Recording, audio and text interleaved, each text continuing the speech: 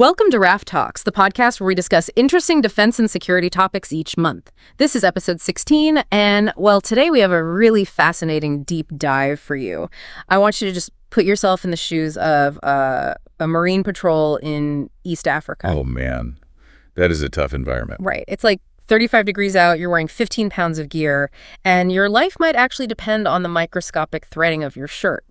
So our mission today is to explore the hidden engineering behind police and gendarmerie uniforms worldwide. Yeah, which is something people rarely think about. Exactly. And to do this, we're pulling insights from Raff Military Textile, who they're a manufacturer with over 80 years of experience in this highly specialized field. So welcome. We're really glad you're here joining us for this conversation. It's just such a fascinating subject to dig into, honestly.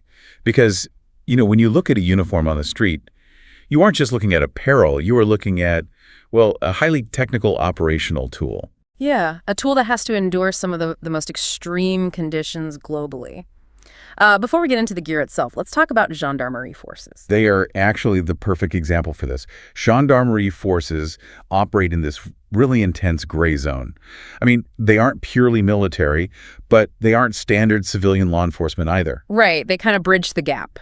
Exactly. They're often deployed in these highly volatile circumstances where gear failure isn't just, inconvenient. It carries severe real-world consequences. Okay, let's unpack this. So it's essentially a business suit that also has to function as tactical armor. Yeah, that's a good way to put it. I mean, how does a uniform for that Marine patrol in East Africa we just talked about even compare to, say, what a European riot squad is wearing? Well, they're entirely different tools for entirely different threats.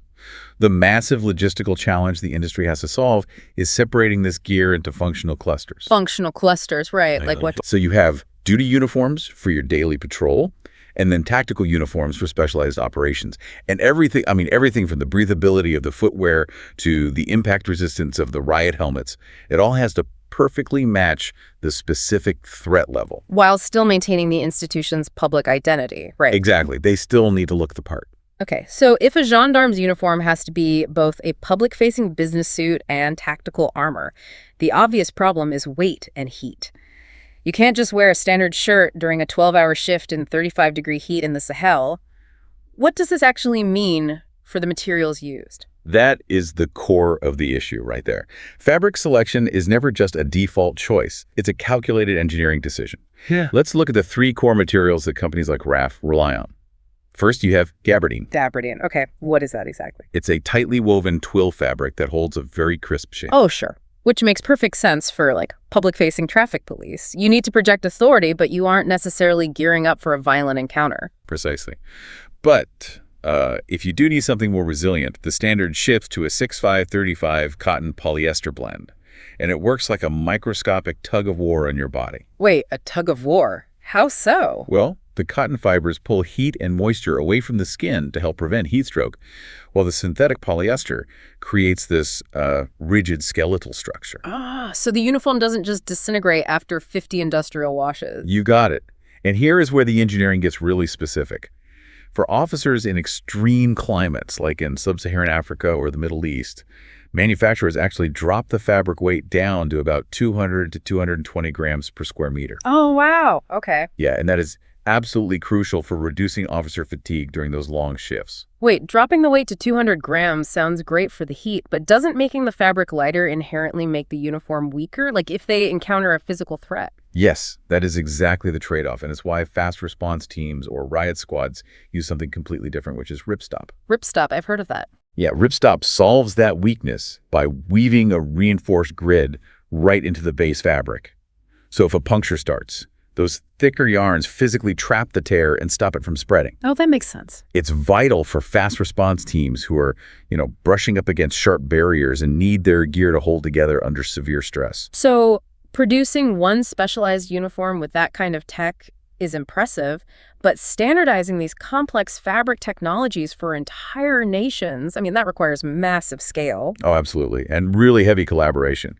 Institutions don't just buy this stuff off the shelf. Manufacturers like Raff consult directly with procurement authorities in countries like Zambia, Cameroon, the Gambia, and Mauritania. Because obviously, a uniform in Zambia needs entirely different camouflage than one in Mauritania. Exactly. The local environment dictates the manufacturing.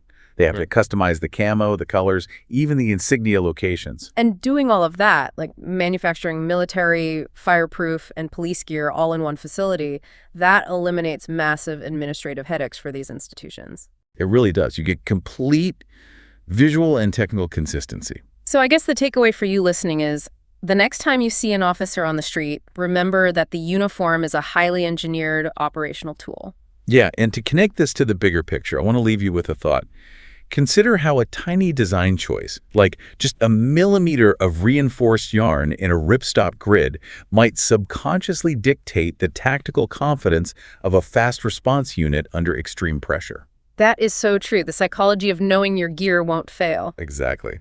Well, that's a brilliant thought to end on. Thank you so much for joining us on this deep dive, and be sure to stay connected with us for more defense and security insights next time.